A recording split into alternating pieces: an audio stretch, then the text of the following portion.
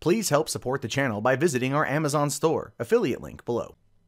Hey, what's going on everyone? My name is Matt Jarbo, this is the Mundane Matt channel, and remember a couple years ago when Cards Against Humanity was simply just a damn card game, and not a yearly gimmick that just seems to get more and more absurd as the days go on. And that's pretty much where we find ourselves right now in this entire situation involving them, and this new one where they're going to buy a piece of the US border in order to prevent Donald Trump from building his wall. Yeah, this is where we are, folks. As a moderate centrist, right, maybe a little more left of center than not, this is ridiculous and dumb in my opinion, but don't just take my word for it. Let's go through the article here and see it for ourselves, shall we? It says here, Cards Against Humanity is taking aim at President Trump. Maybe not the best course of words. CBS News, you may not want to say that someone's taking aim at a current sitting president or former president for that fact. It could send the wrong message. The company, known for its off-color card game, said it bought a piece of the border to make it as time-consuming and as expensive as possible to get the wall built. One of President Trump's early campaign promises was to build a wall across the U.S.-Mexico border. The U.S. Customs and Border Protection started testing prototypes in October, and those prototypes are pretty bad from what I've seen. They're like, none of them have solar paneling, and the president did say that he thought of, and he made sure to let everyone know it was his idea, that he thought of putting solar paneling on the wall. As a person who believes in renewable energy, I was actually okay with that. That to me seemed like a really good idea, but that hasn't been included in any of the prototypes.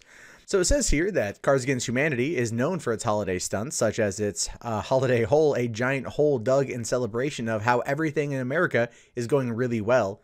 Because nothing says patriotism like cynicism and hole digging, right? You gotta love it. Oh, give us money to dig a hole instead of, how about you just give us money and we'll donate it to a charitable cause that could really use it right now, like Puerto Rico or Florida or Houston, Texas. But I digress. That's not the progressive liberal way sometimes. Well, it's not clear where the land is located. This is going back to the piece of land they bought to block the border wall. The company said customers who buy a $15 holiday pack will receive an illustrated map of the land and a certificate of our promise to fight the wall, some new cards, and other surprises. Again, this feels like something that they're just trying to get people to buy the holiday pack for. It's like, oh, hey, give us $15. We'll give you a couple extra cards that are special, and we're gonna give you a detailed map of the plot of land that we bought. It won't tell you anything about it, but if you've ever played the game Red Dead Redemption, you find those treasure maps and you have to kind of look around for landmarks in order to find out where this item is. That's what we're doing. It's just, this is wow. The promotion is limited to the first 150,000 customers, a threshold that was quickly reached. As of Wednesday morning, the $15 Cards Against Humanity Saves America pack was sold out. That's a lot of money. That is a great deal of money. Saying here, it will be fun. It will be weird if you voted for Trump. You might want to sit this one out. Again, they make no biases about where their political leanings are. And I don't really have a problem with that, to be honest with you. They can run their company however they want, and people continue to give them money. Never mind the fact the game can be played for free by simply Googling "Play Cards Against Humanity" online.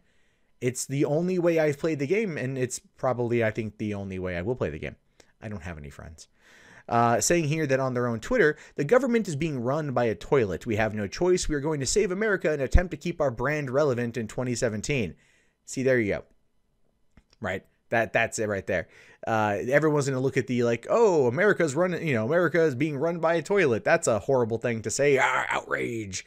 And then the libtards are going to be like, oh, but they're going to save America by buying a piece of land. Yeah. And then you're going to have everyone else going like, yeah, but the joke here about keeping their brand relevant in 2017 is probably what they're actually trying to do. Join in, and for 15, we'll send you 6 America saving surprises this December. Let's see here. It says the game company also hired a law firm specializing in eminent domain to make it as time-consuming and expensive as possible for the wall to get built. If you have any more questions, there is an FAQ. And for those who want to cancel the order, the company replies, we'd like to cancel the 2016 election, but neither of us are going to get what we want. So basically just give them, give them $15, and there's that, because they won't be able to refund it. They're treating this particular situation like EA treated Battlefront 2 on Origin. But here's the frequently asked question, saying here, what is this? Well, this is our holiday promotion, Cards Against Humanity Saves America. You pay us $15 right now, and we'll send you six surprises in December. What are the surprises? Well, the nature of the surprise is that it's a surprise when it occurs, so clearly. What are you saving America from? I love this here. Injustice, lies, racism, the whole enchilada. Building a wall, as much as I'm against the idea of building a wall, is one that, believe it or not, a lot of people actually want. They want it for a multitude of reasons, even if those reasons are not exactly the best exemplified by building a wall. They want stricter immigration reform. They want there to be a better vetting process for people who come into this country. And given the fact that we've got 318 plus million Americans, to an extent, they're not all wrong in wanting things to change. Unfortunately, the rhetoric used to go about said change is the problem, just like the rhetoric used to go about the pushback here is also the problem. It says here, you said you weren't going to do one of these complicated holiday promotions again. It says, we're liars, just like the president. Ooh, burn. I don't like that you're getting political. Why don't you stick to card games? Why don't you stick to seeing how many Hot Wheels you can fit in your asshole? This is like the smug leftist response to this, and I get a kick out of that.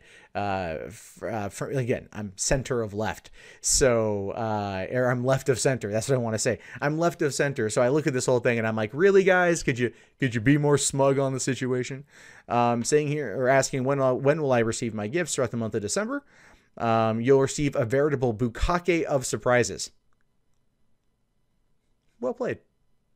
Although I would say 6 surprises is not necessarily what one might refer to as a bukkake of surprises. Come on, Max Temkin. It's a funny word, and you wanted to use it in a sentence, probably because it's on your word of the day calendar or a new card you added into Cards Against Humanity. But come on. And I don't live in the US or Canada. Can I still sign up? Saying no, this is Cards Against Humanity Saves America, not Cards Against Humanity Saves the dumb country you live in. What's up with, like, I mean, and that kind of mindset is very conservative based in that regard. Yeah, it's tongue in cheek, but that's kind of where it's based. That's where this whole thing is very, very, very confusing to me. Saying here, I'd like to cancel my order. Well, we like to cancel the 2016 election, but neither of us is going to get what we want. Basically meaning if you don't like the cards you're sent, or you don't like what you were jokingly a part of, then you're screwed and you've lost out on $15. You know, it says, okay, are these surprises going to embarrass me for the person who's getting them? The surprises contain no sexual content, graphic violence, or footage of the Donald Trump watching Russian prostitutes urinate on the bed Obama slept in, but they do have some naughty words though. Okay, well played usage of the P-tape. Well played usage. The alleged P-tape. We have no idea if it exists. I think people out there just want it to exist. Hell, I want it to exist for no other reason than just to see Donald Trump sitting in a chair like Arnold Schwarzenegger in True Lies while Russian prostitutes just golden shower a bed. Because it would be one of those things you'd look at and go, I can die now. You're never going to see anything more amazing than that. It could be shot on like the lowest grade cell phone, you know, potato camera out there, and you're still going to be like, yeah, okay, meteor, you're coming, you're coming, okay. And anyway, it says, oh, is Cards Against Humanity being politically correct now? We're just being regular correct. And here's the thing, guys. Cards Against Humanity, you know, one of the biggest problems is they try too hard, in my opinion. They've tried too hard for a while, and I've seen a conservative pushback against this. A few years ago, Cards Against Humanity creator Max Temkin was accused of sexual assault from a former girlfriend that he had in college. He actually came out in a blog post here back in 2014. We're talking like right before Gamergate started, 2014, where he denied the allegations made against him.